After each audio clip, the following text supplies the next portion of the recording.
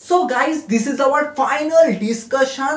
Obviously আর কিছুক্ষণ বাদেই রয়েছে আমাদের king and queen of the ring premium live event. আর সিরিয়াসলি বলতে গেলে হাইপ তো রয়েছে নো ডাউট। আর ডেফিনেটলি যেরকম স্টার পাওয়ার ইউজ করা হয়েছে তার থেকে শুরু করে ম্যাচ কার্ডও ঠিকঠাকই রয়েছে, ডেফিনেটলি প্রিপেয়ার করেছি। কিন্তু সত্যি বলতে গেলে প্রথমে তো অ্যাপ্রিসিয়েট করতে হয় না, আমি অ্যাপ্রিসিয়েট ফার্স্টে করবো হচ্ছে ফ্রান্সের ক্রাউডকে, কারণ ব্যাকল্যাশে যা হয়েছে তারপরে এখন ইউএসএ ফ্যান্সরা জানি না, কিন্তু ইন্টারন্যাশনাল ফ্যান্সরা এখন ভেবে নিয়েছে যে আমাদেরকেও কিছু করতে হবে। যেমন আমরা ব্যাক টু ব্যাক দেখতে পেয়েছি ভাই, আলাদাই ফিল আসছে, কিছু বলার নেই। তো সৌদি আরবের ক্রাউডও কিন্তু নেক্সট লেভেল ছিল। সত্যি বলতে গেলে আমি কিছু কয়েকটা ভিডিওতেই বলছিলাম যে ভাই সৌদি আরবের ক্রাউড কিন্তু ওরকম হয় না। যদি তোমরা আগের শোগুলো দেখে থাকো, নর্মালি কি হয় যে হ্যাঁ 11-12 হাজার বা হোয়াট এভার যতই অডিয়েন্স থাকুক না কেন, বাট ওই রকম ওই লেভেলের যে ক্রাউডটা ওরকম কিন্তু হয় না। কিন্তু স্ম্যাকডাউনে যেরকম ক্রাউড দিয়েছে ভাই, কোডি রোডসের এন্ট্রেন্স থেকে শুরু করে রেন্ডি অর্টনের এন্ট্রেন্স, ভাই রেন্ডি অর্টন নিজেই বলেছে কখনো ইউএসএ ফ্যান্সরা তো আমার গান গাইনি, তো ফ্রান্সের ক্রাউড গিয়েছে, তো তারপরে স্ম্যাকডাউনে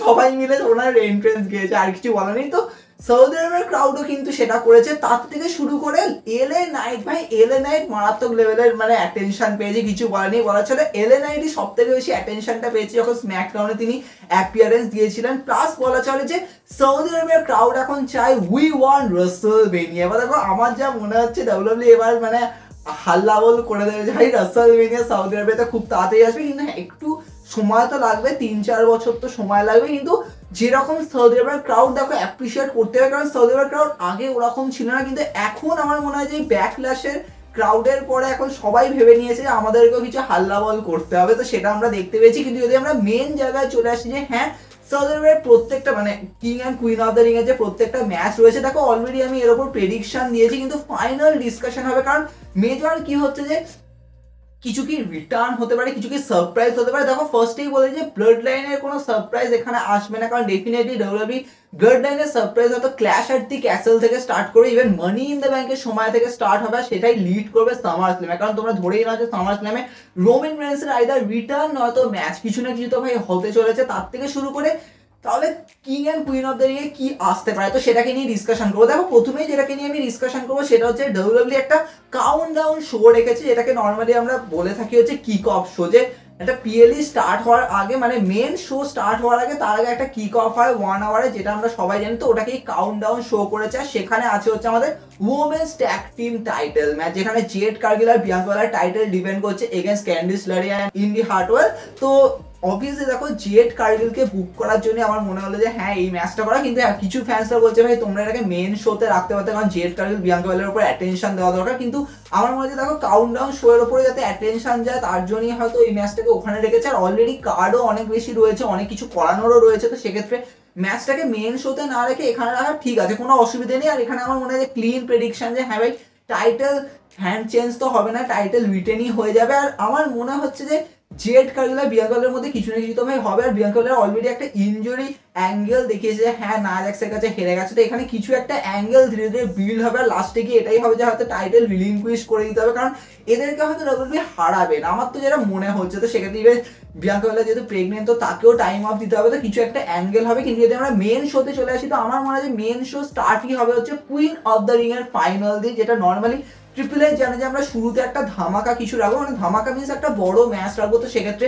কুইন অফ দ্য রিং এর ফাইনাল হবে নায়া জ্যাক্স আর লায়রা ভ্যালকারিয়ার মধ্যে ম্যাচ। আর আমার মনে হয় যে দেখো এই মুহূর্তে দাঁড়িয়ে না আমার কিছু ফ্যানরা কথা বলছে যে রোমান রেন্স নেই, তো নায়া জ্যাক্সকে অ্যাটেনশন দেওয়া হচ্ছে স্ম্যাকডাউনে। কিন্তু এটাও ঠিক যে পল হেমেন কিন্তু নায়া জ্যাক্সকে এখন প্রিপেয়ার করছে, তো সেক্ষেত্রে নায়া জ্যাক্সের উপর একটা অ্যাটেনশন তো ডাব্লিউডাব্লিউ প্রিপেয়ার করবে। আর definitely queen of the ring একদম পারফেক্ট চয়েস হবে নায়া জ্যাক্সের জন্য। সেটা অবভিয়াস দেখো যদি এখন তাকে চ্যাম্পিয়ন নাও করে, তবে এটাও ঠিক যে কুইন অফ দ্য রিং আর কিং অফ দ্য রিং যে জিতবে সে চ্যাম্পিয়নকে চ্যালেঞ্জ করবে সামার স্ল্যামে। তো সেক্ষেত্রে নায়া জ্যাক্স আর বেলির ম্যাচ তাহলে অফিসিয়াল হবে, তো সেটাও একটা ক্লাসিক হবে। কিন্তু আমার প্রেডিকশন এটা আমি আগেও বলেছি যে নায়া জ্যাক্স অবভিয়াসলি জিতবে। কিন্তু হ্যাঁ এই ম্যাচের এন্ডে কি এমন হতে পারে যে কুইন শার্লেট প্লেয়ার রিটার্ন করলো, মানে শার্লেট প্লেয়ার রিটার্নটা দেখালো, সেখান দিয়ে নায়া জ্যাক্স আর শার্লেট প্লেয়ার একটা স্টোরি লাইন স্টার্ট হলো। আর এটা জাস্ট এটাই দেখাবে যে হ্যাঁ নায়া জ্যাক্স একটুখানি স্ট্রং, তো সে যে কুইন অফ দ্য রিং হয়েছে তো তার সামনে একটা থ্রেট এসছে। তো এটাও একটা অ্যাঙ্গেল হতে পারে তার মানে অ্যাজ এ তার ক্যারেক্টারকে বিল্ড করার জন্য, সেটা হতে পারে। কিন্তু আমার মনে হয় এটা কি ডাব্লিউডাব্লিউ প্রিপেয়ার করবে যে কুইন অফ দ্য রিং এই শার্লেট প্লেয়ারের রিটার্ন নাকি একটু টাইম নিয়ে করবে। আমার মনে হয় যে ডাব্লিউডাব্লিউ একটু টাইম নিয়ে করতে পারে, কারণ আমার মনে হচ্ছে কুইন অফ দ্য রিং এর নাও হতে পারে যে হ্যাঁ আজকেই রিটার্নটা করালো, কিন্তু হ্যাঁ করালে কিন্তু প্রচুর ধামাকা আসবে, কারণ আমার মনে হয় যে মোমেন্টটাকে নায়া জ্যাক্সকে দেবে তারপরে মোমেন্টকে নষ্ট করবে, এতটাও খারাপ কিছু করবে না, তো সেক্ষেত্রে এটা হতে পারে। এরপরে যে ম্যাচটাকে নিয়ে কথা বলবো যেটা অবভিয়াসলি বলা ছিল উইমেন্স ডিভিশনের অ্যানাদার ম্যাচ, সেটা হচ্ছে বেকি লিঞ্চ নিজের টাইটেল ডিফেন্ড করবে এগেইনস্ট লিভ মর্গান। আর এখন না প্রচুর ফ্যান্সরা কথা বলছে যে হতে পারে যে এই ম্যাচটা কিছু এমন ভাবে এন্ডিং হলো। দেখো এটা ঠিক যে আগে যখন বেকি লিঞ্চের টাইটেল রেন ছিল, যখন র উইমেন্স চ্যাম্পিয়ন ছিল, তখন কিন্তু একটা লং টাইটেল রেন দেখিয়েছিল, তো সেক্ষেত্রে সেই সময় কিন্তু লিভ মর্গান হারাতে পারেনি। কিন্তু এই মুহূর্তে বেকি লিঞ্চের কিন্তু কোনো লং টাইটেল রেনের দরকার নেই, তো সেক্ষেত্রে তাহলে লিভ মর্গান হারিয়ে দিতে পারে। দেখো আমি অলরেডি এটাকে নিয়ে ডিসকাশন করেছি, লিভ মর্গান একটা পারফেক্ট চয়েস হবে যে এই মুহূর্তে বেকি লিঞ্চকে হারিয়ে টাইটেল জিতে একটুখানি সামারস্ল্যাম অব্দি রেন দেবে, আর ওর মাঝখানে রিয়া রিপ্লি রিটার্ন করে তারপরে বেকি লিঞ্চ তো ভাই সাইড হয়ে গেল। হ্যাঁ হতে পারে যে একটা ট্রিপল থ্রেট অ্যাঙ্গেল করলো হোয়াট আউট, কিন্তু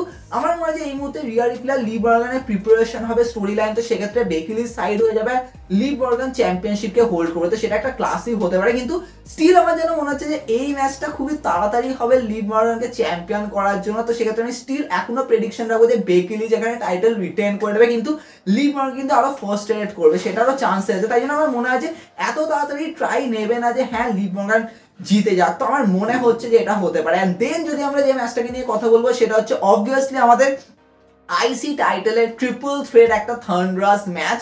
আর অবভিয়াসলি দেখো বুঝতেই পারছো যে স্যামি জেনকে তো ভাই আলাদাই অ্যাট্রাকশন আছে ভাই সৌদি আরবের মধ্যে, তার থেকে শুরু করে ব্রনসন রিড কি টাইটেল জিততে পারে, কারণ ব্রনসন রিডের কাছে একটা খুবই বড় অপরচুনিটি আছে এর মধ্যে, তার থেকে শুরু ভাই চ্যাট গেবল, ভাই চ্যাট গেবলকে মারাত্মক হেড দিয়েছে ভাই, সিরিয়াসলি কিছু বলে সৌদি আরবের ক্রাউড চ্যাট গেবলকে মারাত্মক হেড দিয়েছে। স্ম্যাকডাউনের একটা শো হয়েছিল ডার্ক ম্যাচে, তো সেখানে মানে স্ম্যাকডাউনের মধ্যেই ডার্ক ম্যাচে একটা ম্যাচ হয়েছিল, এখানে স্যামি জেন আর কোডি রোডস ফেস করছিল চ্যাট গেবল আর ওটিসকে, তো ওখানে চ্যাট গেবলকে মারাত্মক হেড দিয়েছে, তো সেক্ষেত্রে এখানে বোঝাই যাচ্ছে ভাই স্যামি জেন একতরফা, মানে একতরফা আমি বলবো না, কিন্তু এখানে স্যামি জেনের ভিক্টরিটা খুবই দরকার। কিন্তু হ্যাঁ চ্যাট গেবলের স্টোরি লাইন বিল্ড হবে যে হ্যাঁ ক্রিড ব্রাদার্স জয়েন করাতে এরকম অ্যাঙ্গেল হওয়াতে এটা আমার মাঝে একটা মেজর ফ্যাক্টর কাজ করতে পারে যে হ্যাঁ ডাব্লিউডাব্লিউই এটাকে ধীরে ধীরে ধীরে ধীরে প্রিপেয়ার করবে, কিন্তু আমার প্রেডিকশন ইজি হবে যে সেটা স্যামি জেন এখানে টাইটেল রিটেন করে নেবে। এন্ড দেন আসবে হচ্ছে আমাদের কিং অফ দ্য রিং এর final, Randy Orton versus the ring general Gunther. Obvious দেখো এই ম্যাচটাকে নিয়ে যদি আমি ভাবি যে হ্যাঁ ভাই এটা একটা গ্রেটেস্ট রেসলিং ম্যাচ, যেমন সেই এজ আর রেন্ডি অর্টনের হয়েছিল, আমি অলরেডি এটা বলছিলাম যে এটাকেও তোমরা বলতেই পারো যে greatest wrestling match.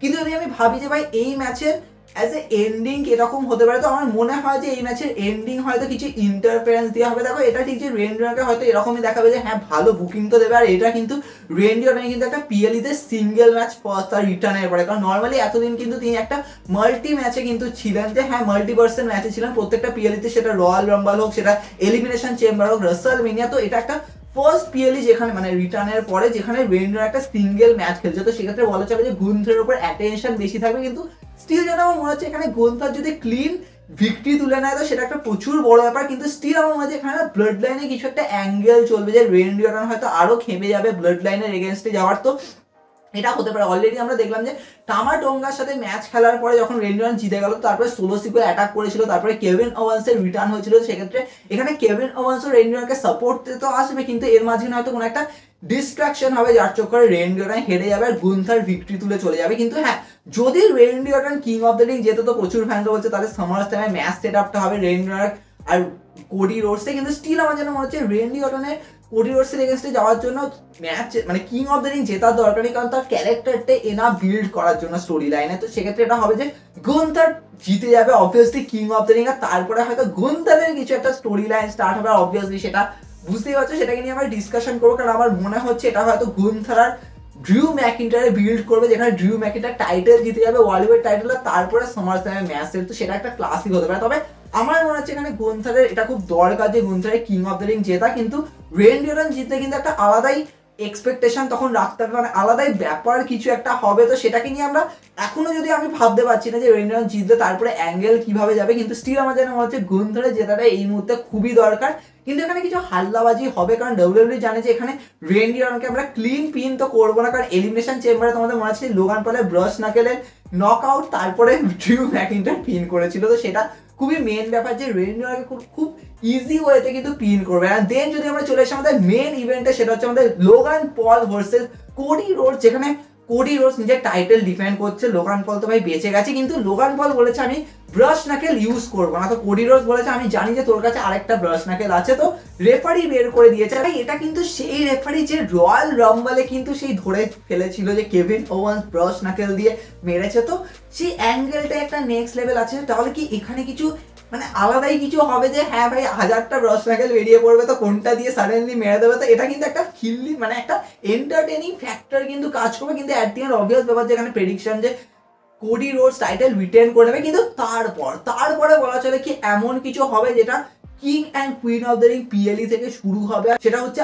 Uncle Howdy আর হোয়াইট সিক্সের প্রজেক্ট। দেখো রিসেন্টলি যেরকম ভাবে কিউআর কোড থেকে শুরু করে অনেক ভিডিওস বেরিয়েছে, তো সেক্ষেত্রে প্রচুর ফ্যানরা কথা বলছে এটা একটা পারফেক্ট টাইম হবে যে আঙ্কেল হাউডির এই হোয়াইট সিক্সের পুরো প্রিপারেশনটা নিয়ে আসে। এবার দেখো কোয়েশ্চেন এটাই যে আঙ্কেল হাউডি কি রিটার্ন করবে নাকি ডাব্লিউডাব্লিউ হয়তো কোনো একটা হোয়াইট সিক্সের মেম্বারকে ইউজ করবে, সেটা হতে পারে নিকি ক্রস, সেটা হতে পারে ডেক্সটার লুমিস, সেটা হতে পারে জো কেসি, তো কোনো ক্যারেক্টারকে ধীরে ধীরে নিয়ে আসবে, তারপরে গিয়ে আঙ্কেল হাউডি আসবে। দেখো এটার অ্যাঙ্গেল বেশি আছে, কিন্তু স্টিল বলা চলে যে king and queen of the ring কিন্তু আঙ্কেল হাউডির কিছু না কিছু একটা অ্যাঙ্গেল ডাব্লিউডাব্লিউ আনবে।